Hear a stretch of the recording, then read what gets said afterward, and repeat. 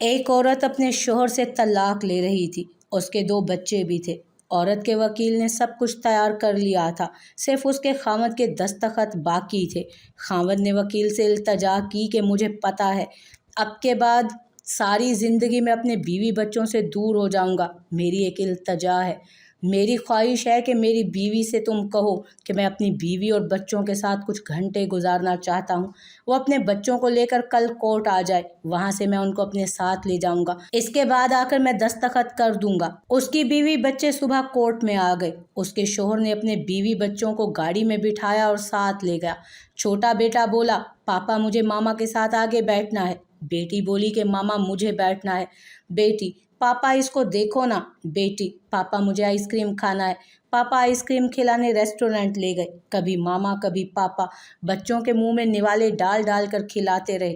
پاپا اپنے رومال سے بیٹے بیٹی کا منہ صاف کرتے اور بچوں کو پانی پلاتے، ان سے پیار کرتے۔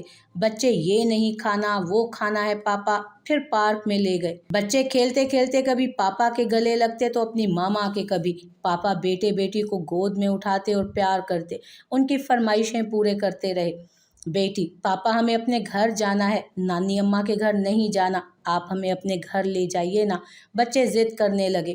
پاپا ٹھیک ہے بیٹا، لے جاؤں گا۔ بیٹا، پاپا ہماری گاڑی خوبصورت ہے، تیز چلتی ہے، نانا کی گاڑی صحیح نہیں ہے، میں بڑا ہو کر پاپا سے تیز گاڑی چلاؤں گا۔ باپ آنکھوں میں آنسو لیے بولا، ٹھیک ہے بیٹا، چلا لینا جب بڑے ہو جاؤ۔ کافی وقت نکل چکا تھا۔ وکیل بھی بار بار فون کر رہا تھا کہ کورٹ بند ہونے والی ہے، آپ واپس آ جائیے، پھر مجھے بھی جانا ہے۔ لیکن باپ کا اپنے بیوی بچوں سے بچھڑنے کو دل نہیں کر رہا تھا۔ باپ کی آنکھوں سے آنسو بہنے لگے۔ بیٹی نے دیکھا اور پوچھا کہ پاپا کیوں رو رہے ہو؟ باپ بولا، نہیں رو نہیں رہا، آنکھوں میں کچھ چلا گیا تھا۔ راستے کا سفر بہت تیزی سے ختم ہو رہا تھا، نہ چاہتے ہوئے بھی وہ کورٹ پہنچ گئے۔ گاڑی کھڑی کر کے بچے بھی رونے لگے، ہمیں پاپا کے پاس جانا ہے۔ باپ نے بیٹے کو گود میں اٹھایا اور بیوی نے بیٹی کو اٹھایا اور پیچھے چلنے لگی۔ اس کی بیوی نے اپنے بچوں کو پیار سے دیکھا اور اسے احساس ہوا کہ میرے بچے اپنے باپ سے کتنی محبت کرتے ہیں۔ بچوں نے کہا کہ یہ ہم کہاں جا رہے ہیں؟ یہ ہمارا گھر تو نہیں ہے، ہمیں اپنے گھر جانا ہے۔ باپ بولا کہ بیٹا ابھی چلتے ہیں، تھوڑا کام ہے۔